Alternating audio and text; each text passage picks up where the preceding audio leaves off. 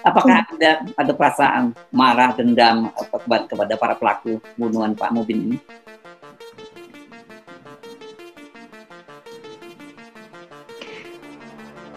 Kesal pasti ya Pak ya, karena siapa yang gak kesal kalau ngelihat orang tua sendiri disakitin gitu, apalagi dengan sedemikian sadisnya gitu ya, 18 tusukan, siapa yang nggak ngeri gitu dengan cerita yang seperti itu gitu kan.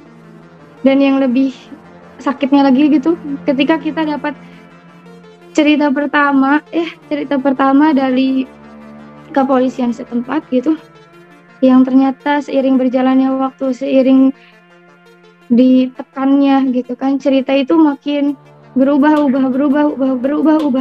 yang dimana jujur ya Pak, saya husnuzon sekali, bener-bener percaya 100% sama kepolisian tuh, bener-bener percaya hari itu gitu. Apa yang mereka sampaikan saya percaya semua, apa yang mereka sampaikan hari itu saya percaya, nggak ada, makanya BAP sampai hampir kelewat gitu kan, oh ternyata ada yang keliru nih, itu saking kami tuh percaya gitu, percaya hari itu, percaya banget gitu, karena mereka yang dukung saya buat birrul walidain, mereka yang dukung saya buat berbakti sama orang tua saya, ini jalan terakhir saya buat berbakti sama ayah saya gitu, saking percayanya gitu. Makanya saya, ya Allah gitu kan, pas sekarang mulai ketahuan 1, 2, 3, ternyata banyak yang terbuka, sampai hari terakhir rekonstruksi masih ada yang dibongkar gitu kan, itu gimana nggak kesel sama orang yang mulai main-main gitu kan, main-main sedikit gitu. Apa nggak takut, apa Allah cabut semua jabatan hartanya, dia jadikan sipil semua, dan Allah balikan kejadian itu sama keluarganya, apakah tidak takut gitu kan. Makanya memang kesel gitu, apalagi di hari rekonstruksi di mana ya sangat kesal sekali ya Pak, maksudnya lewat pelaku, lewat keluarganya, tanpa saya tanya, sejujur saya tanya sama si saksi pelaku itu ya, Om sehat? Alhamdulillah. Tapi nggak ada nanya bagaimana keluarga Anda, apakah sudah lebih baik atau apakah bagaimana ya, kalau kata orang Sunda mungkin atau sasadu gitunya, ada lagi sendiri gitu, maksudnya saya sama saksi pelaku gitu ya, ini mah saya yang nanya gitu, Om sehat alhamdulillah, nggak ada, ya Allah gitu. Ada sempat bertemu dengan pelaku itu ya? Iya, sempat papasan. Oke, apa harapan Anda nih dari kasus ini? Kan sekarang ada senior teman Bapak yang mengawal kasus ini. Harapan saya semoga Allah senantiasa menjaga semangat Bapak-bapak ini, dan ya setiap kali yang datang ke rumah itu saya ngelihat tatapan matanya yang mau mendukung kasus ini gitu, bener-bener tatapan yang jujur sekali gitu. Neng, saya mau keadilan, Neng, Bapak mau bantu, Neng gitu, jangan takut gitu, kita bantu gitu.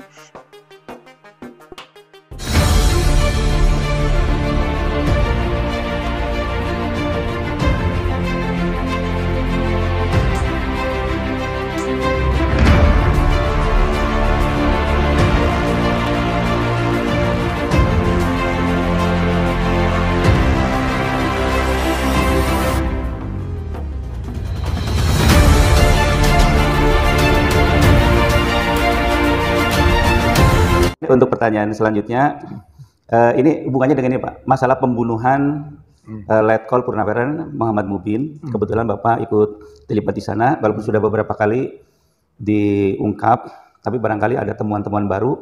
Mungkin ini Pak, dari segi rekonstruksi sendiri ada hal-hal yang mungkin belum pernah dibayangkan nggak Pak sebelumnya, seperti informasi dari Polsek seperti ini, tapi pas rekonstruksi ternyata berubah. Ya.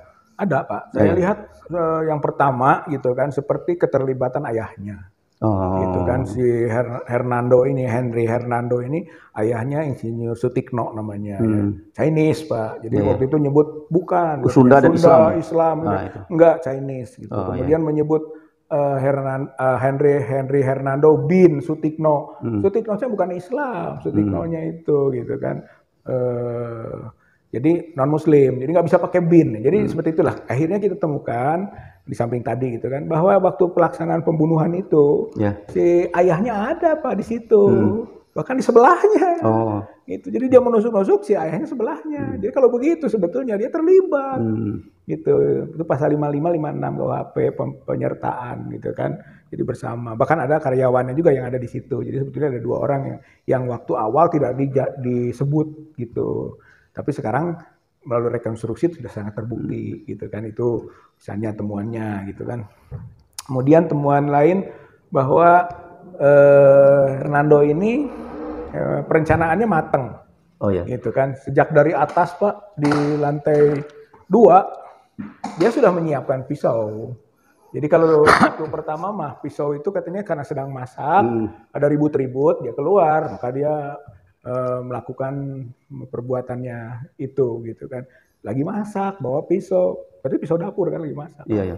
Tapi ternyata tidak. Hasil rekonstruksi kemarin itu dia dari lantai atas sudah nyiapin pisau dan pisau lipat. Jadi bukan pisau dapur, pisau lipat simpen di celana. Kemudian dia kontak bapaknya, gitu kan, kontak karyawannya Jamil. Nantinya si karyawan Jamil itu dan ayahnya sudah akhirnya juga berada di lokasi bersama-sama dengan dia waktu dia melakukan penusukan. Nah, kemudian dia baru turun bawah, gitu kan, turun ke bawah. Kemudian melakukan penusukan ke almarhum Letkol Mubin itu gitu Pak. Jadi disiapkan. Dan sebelum menusuk, ini temuan lagi Pak. Saya dari dia itu berkeliling dulu di depan mobil. Jadi lihat, mungkin dia ngatur lihat suasana mungkin ya. Ya enggak aman enggak gitu. Jadi kan ini menunjukkan bahwa dia itu berencana Pak. Setelah itu baru dia. Dan di sebelahnya kan ada anak kecil itu ya, Muhammad itu yang 6 tahun itu, anak TK gitu. Kemarin Bapak juga menulis tentang berapa kalinya tusukan-tusukan itu? Iya, jadi waktu pertama di Polsek dia menyebut 5 dan diumumkan terus sampai pertama tingkat Polda masih 5. Tapi nanti Polda ada temuan CCTV yang berbeda, gitu Pak. Jadi 5 asalnya 2 di sini, 2 di sini, 1 di perut. Ternyata tusukannya berulang-ulang. Nah, waktu ditanya di lokasi kemarin dia bilang 10. Katanya tuh dari 5 jadi 10. Tapi di CCTV yang slow motion dilambatkan gitu kan, perlihatkan itu hitung 18. Gitu. Jadi di situ gitu Pak ketahuan 18 tusukannya itu. Nah, jadi tidak mungkin kalau 18 tusukan penganiayaan. Nah, di tingkat Polsek awal itu penganiayaan menyebabkan kematian yang disebut 351 ayat 3 gitu kan. Ini oleh kuasa hukum kita sekarang itu harus diabaikan. Gitu 351 nggak ada penganiayaan, itu udah pembunuhan kok. Begitu dia lihat kondisi, dia langsung tusuk 18 kali, pembunuhan itu, bukan penganiayaan yang begitu mah. Gitu. Jadi dengan pisau lipat yang disiapkan, maka pembunuhan berencana 340 KUHP. Pak, ini di media, termasuk kemarin yang saya kutip di ini tuh sudah keburu tersebar Pak masalah 351 karena mungkin informasinya dari Polsek ya. Jadi sekarang mah itu sudah abaikan ya Pak ya, 351 itu. Tapi sampai sekarang masih diyungtokkan 340, 338, 351, 3. Nah ini teman-teman kita kuasa hukum keluarga sedang berusaha untuk abaikan 351. Nggak boleh ada lagi karena dari rekonstruksi terbukti nggak ada penganiayaan, itu pembunuhan yang begitu. Gitu. Jadi memang sudah jelas bahwa itu berencana ya, direncanakan karena memang ada tenggang waktu seseorang itu dari mulai niat sampai melaksanakan seperti itu. Iya, dari tadi kan kita lihat dari lantai atas dia sudah siapkan pisau. Kemudian begitu di bawah juga dia keliling dulu. Artinya kan dia siap-siap tuh mau bunuh. Begitu aman, dia bunuh. Gitu. Jadi ada perencanaan. Dan terakhir Pak, ditemuan lagi dari konstruksi, baru saya tahu juga itu. Itu setelah selesai, mobil itu mau mundur, dikejar.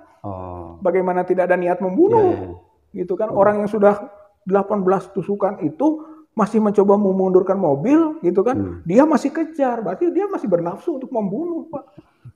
Jadi itu memang indikator kekejaman itu ada di situ. Sadis ya, Pak, sadis. Kesadisannya dibuktikan dia tahu di sebelahnya ada anak kecil, gitu kan. Dia masih melakukan penusukan bertubi-tubi, di sebelahnya ada anak kecil itu. Berarti itu sadis Pak. Makanya itu orang kita aneh Pak. Anehnya ini apakah memang satu gitu kan? Dia punya dendam, gitu ya. Ada kan dendam kalau cerita yang muncul saat parkir itu saja, malah kemarin itu masih ada pendalaman perlunya Pak. Dia melihat di layar monitor ada orang yang parkir, lalu dia kontak karyawannya, dia kontak ayahnya gitu kan. Kemudian dia turun bawa pisau, dia yang parkir. Dia seolah-olah baru pertama kali parkir. Tapi beberapa informasi lagi dia sudah lihat beberapa kali parkir di situ, gitu kan. Mungkin ada tadi apakah dendam, apakah dia benci gitu kan. Dia tahu seperti ini bahwa orang ini supir ini adalah mungkin tentara, dia benci pada tentara, nggak tahu kan kita, gitu. Atau dia takut ada sesuatu yang disembunyikan. Jangan-jangan orang itu mau mengintai dan sebagainya, dan bisa saja Pak. Bisa jadi. Gitu. Atau dia pakai sakau, sedang kena minum narkoba, dia bisa saja kan. Kalau orang kecanduan begitu, kemungkinan takut sekali gitu kan, begitu ada sesuatu takut. Atau yang kedua berani sekali, nekat. Nah, ini perlu diteliti Pak, motif-motifnya. Memang di dalam kasus pembunuhan itu mungkin yang diperlukan adalah dengan berencana, sudah mati, meninggal, mati, membunuh gitu kan, selesai, hukum sekian. Motif nggak begitu penting. Tapi untuk kasus ini motif penting, gitu, karena akan terlihat apa sih yang sedang terjadi gitu kan, sehingga dia sampai sadis begitu gitu. Itu aneh sebenarnya, sadis begitu. Apa dia benci pada pribumi, apa dia benci pada tentara, apa dia dendam pada orang ini yang tidak pernah, yang selalu di situ saja gitu kan, atau dia sendiri sedang teler, nggak tahu. Ini perlu pendalaman. Kenapa teler juga?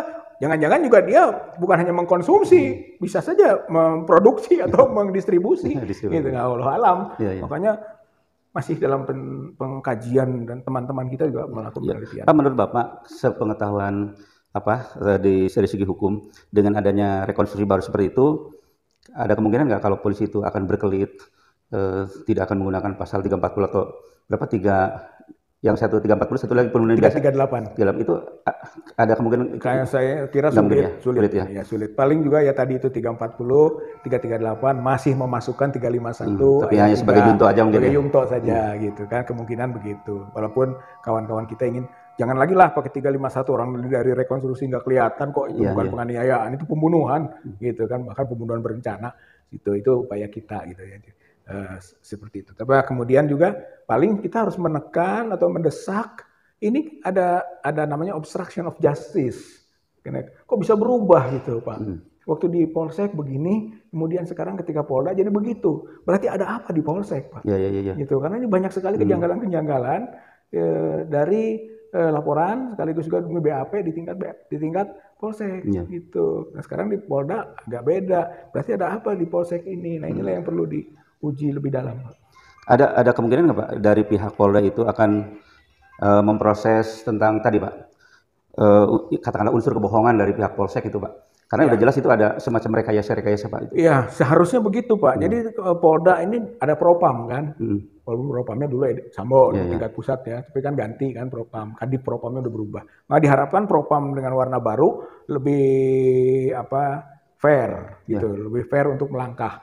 Sehingga kasus yang terlihat di Polsek Lembang ini harusnya Propam bergerak gitu Polda. Kalau enggak juga mungkin ya kuasa hukum dari keluarga korban melaporkan resmi Pak gitu ke Propam Polda Jabar bahwa ada dugaan obstruction of justice gitu kan, penghalang-halangan pemeriksaan sehingga bisa mengaburkan dan bisa salah kalau itu diikuti gitu kan. Jadi akhirnya obstruction of justice ini bisa pidana juga Pak, bukan hanya nanti dipecat atau dialihkan si pejabat itu, bisa juga dia dipidana di proses, seperti kasus di Jakarta lah sama itu kurang lebihnya. Ini ada kesamaannya di situ, di obstruction of justice yang diduga sama. Pak, saya dengar dari pertama itu saksi 3 orang, kemudian menjadi 12 orang waktu di Polda. 13. Itu mereka posisinya seperti apa itu? Yang saksi apa bisa menjadi tersangka gitu Pak? Ya ini kalau saksi yang hanya ada di sekitar gitu tahu gitu kan, tukang ini tukang itu, nambah-nambah kan, itu mungkin tidak jadi tersangka. Tapi kalau saksi seperti yang mengelabui itu seperti si Jamil karyawan itu yang ada di situ gitu kan, hanya saksi awalnya itu bisa jadi tersangka karena bisa jadi pembantuan namanya, perbarengan atau penyertaan. Yang paling sangat memungkinkan bapaknya. Bapaknya ini kan dari status saksi harus tingkatkan jadi tersangka ini karena dia berada di dekatnya dan dia tidak mencegah. Kalau dia berusaha menarik gitu Pak, jangan gitu, jangan. Nah itu namanya mencegah, itu nggak jadi ikut. Tapi kalau dia tepuk-tepuk nepuk-nepuk punggung misalnya Pak, itu misalnya gitu kan, nepuk-nepuk punggung. Itu kan bisa diinterpretasi, sok terus genjam. Terus genjam. Bisa saja kan. Seperti mensupport itu. Support kan. Nah, itu harus banyak dinilai seperti itu. Apalagi dia diam di sebelahnya, Pak. Gitu kan. Maka itu saksi yang bisa jadi tersangka gitu. Misalnya itu sudah 2 tuh gitu ya. Walau alam nanti ada yang ketiga yang pembohongannya yang obstruction tadi kan bisa saja unsur oknum di kepolisiannya itu bisa jadi tersangka itu juga gitu kan. Ya, soal lambatnya membuat polis lain itu, kemudian CCTV dalam yang apakah masih ada atau nggak ada gitu kan, itu kan perlu pendalaman lagi, siapa yang bawa gitu kan, siapa yang menyembunyikan dan seterusnya lah itu yang mesti dalam. Baik, sahabat sekalian, kita menunggu saja proses yang akan dilakukan oleh Polda. Dengan adanya bukti-bukti yang cukup jelas dengan rekonstruksi dan juga dari CCTV ya, sebenarnya di sini buktinya sudah cukup jelas.